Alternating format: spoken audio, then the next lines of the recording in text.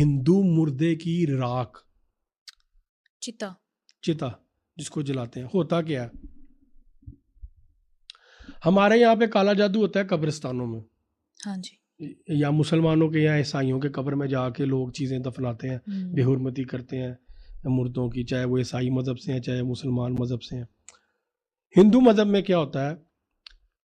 हिंदू मज़हब में जब कि कोई चिता जलाई जाती है ना, जब उसकी खोपड़ी फटती है ना, ठक करके एक आवाज़ आती है ब्लास्ट की जी। उसके बाद उसके जो फैमिली मेम्बर्स हैं वहाँ से चले जाते हैं चिता को छोड़ के, उसके बाद वो अच्छा। वहाँ नहीं रुकते, सिर्फ खोपड़ी फटने तक वो वहाँ रुकते हैं। अब तो खैर उनमें भी ट्रेंड काफ़ी चेंज हो गए हैं। उसके बाद क्या होता है, वहाँ पे आते हैं साधु, नागा साधु या अघोरी साधु लोग। अच्छा। ये 2 कैटेगरीज हैं जो इनका ये कुंभ का एक त्यौहार भी गुजरा।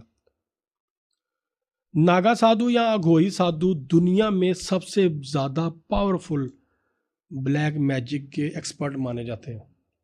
ये हर चिता के वक्त आते हैं उसके मोस्टली बाद? अच्छा। मोस्टली साधु आते हैं जो जादू में इन चीज़ों में इन्वॉल्व हो, मोस्टली नहीं भी होते।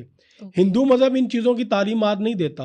हम्म। अगर आप श्रीमद् भगवद गीता एक किताब है मेरे पास उर्दू में, मैंने पढ़ी है, अगर आप उसको पढ़ें तो हिंदुत्वा, हिंदू ओरिजिनल रीजन में ये सब कुछ नहीं है जो आजकल हिंदू मज़हब में हो रहा है। अच्छा। हिंदू मज़हब में बहुत अच्छी बातें हैं, वो इंसानियत का दरस देता है और बड़ी पॉजिटिव उसके अंदर चीज़ें हैं।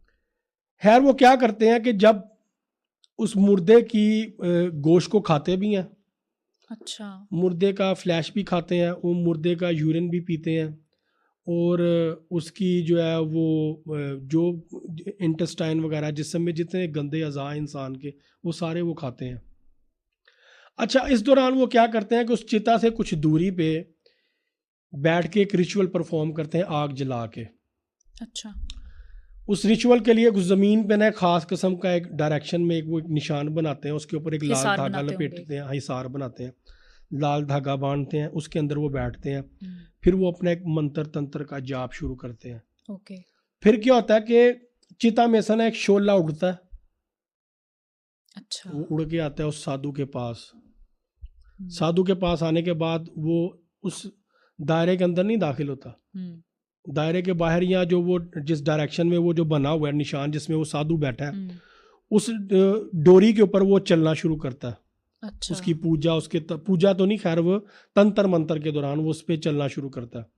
जहाँ वो तंत्र मंत्र का रिचुअल उसका अमल खत्म होता है वो बुझ के गिर जाता है, वहां पे राख होती है। ओके। उस राख को उठा के ये लोग डब्बी में स्टोर कर लेते हैं।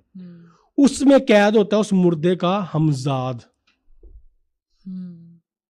अब वो कितनी क्वांटिटी में चाहिए किसी पे जादू करने के लिए, फॉर एग्जाम्पल ये टेबल डस्टी है, 1-2 दिन से पड़ा है, डस्टी है, इस पे मैंने अपनी इस फिंगर को ऐसे रब किया है, ठीक है, इस पे कितनी डस्ट आई होगी? बहुत माइनर सी है, माइनर पार्टिकल्स होंगे, इतना काफ़ी है किसी भी इंसान को डैमेज करने के लिए, मारने के लिए, कत्ल करने के लिए या कुछ भी नुकसान पहुंचाने के लिए।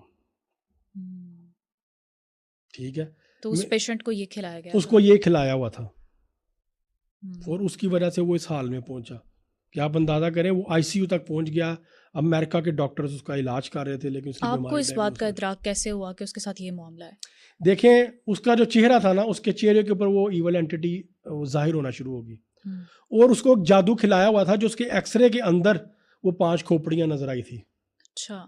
ये चीज़ वहां से क्लियर हुई, ये 5 खोपड़ियां जो उसके जिस्म के अंदर नजर आ रही हैं। लेकिन वो 5 क्यों थी? कोई वजह होगी इसकी भी। अच्छा। ठीक है, हो सकता है 5 बार खिलाया हो या 5 डोज मिली हो उसको या 5